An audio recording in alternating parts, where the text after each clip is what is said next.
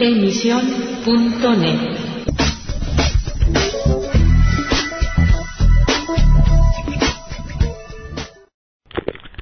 Hello again and welcome to Letter from England, broadcasting for AC Press and the Spanish Evangelical Alliance.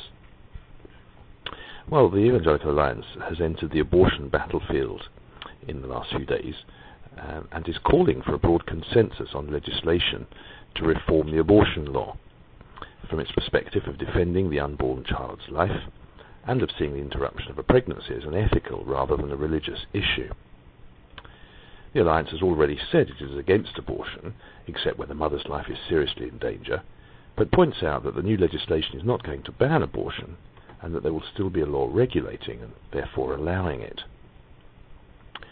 The Alliance says that they will do all they can to ensure that the number of abortions is as low as possible, so that children who would otherwise be aborted are in fact born. It believes a human being exists from the moment of conception, and that the tiniest embryo is therefore a human being with its own genetic personality, unique and unrepeatable, and worthy of protection. The Alliance argues that abortion is an ethical issue within the remit of defending the lives of weaker human beings.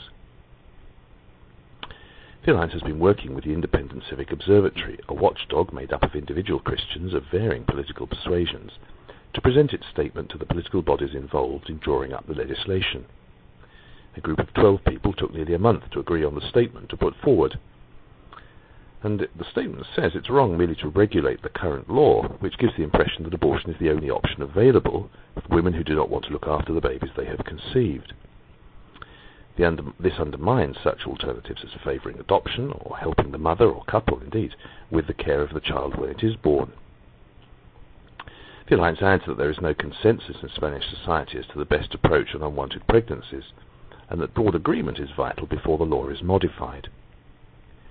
It encourages politicians to bring together those in favour of making abortion more readily available and those against in constructive dialogue.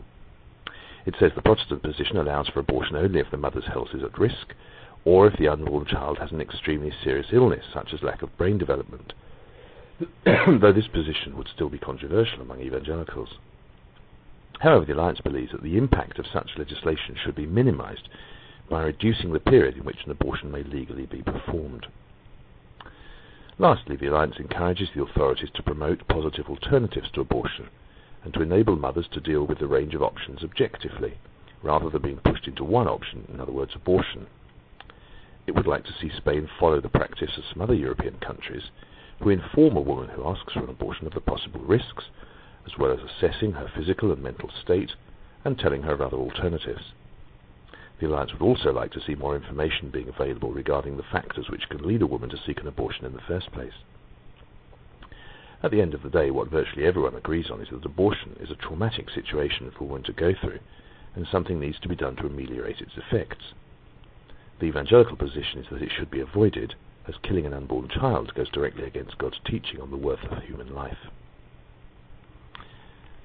Thank you for listening to Letter from England, broadcasting at emission.net. Goodbye for now. Emisión.net